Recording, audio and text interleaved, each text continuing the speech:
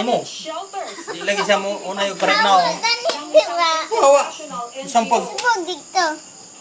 Ani, ang sana ni. Inaasam-asam na magkaroon po kami ng sariling matutulugan na maayos ang aming mapaghiga. Kasi lupa lang naman po talaga itong ano namin ng tin eh.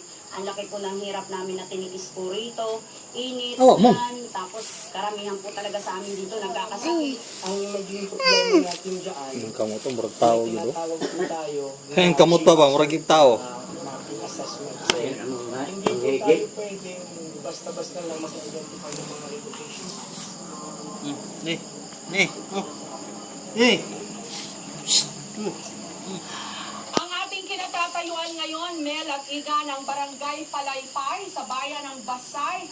At hindi katulad ng Giwan, ang pakiramdam ng mga nakausap natin dito ay anong nakatanggap ng tulong mula sa national government. Hindi nila nararamdaman ng isang haplos ng pagmamahal. Bagamat, makikita natin dito sa ating kinatatayuan, no? Maliwanag ngayon ang Pangag. ng buwan.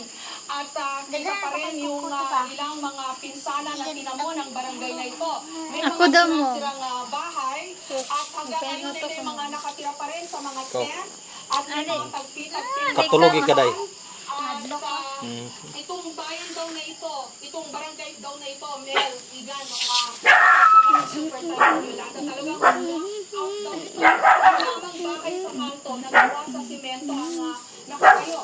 Tanungin natin ang kanilang barangay captain, si Ginoong Arnulfo Marcha. Nakatanggap po ba kayo ng tulong dito mula sa national government?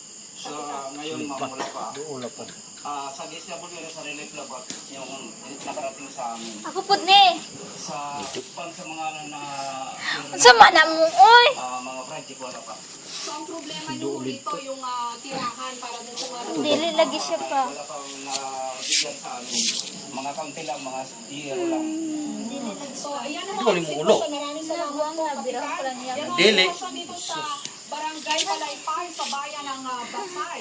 Samantala, bukas ay nakatakdang bumisita si Pangulong Aquino sa Giwan, Eastern Samar, kung saan nga po unang nag-landfall ang Super Typhoon Yolanda. Pero ang syudad Ito nga ba, duko? ay pinaka-napuruhan pa naman.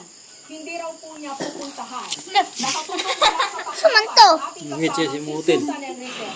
Wait. I-stop na.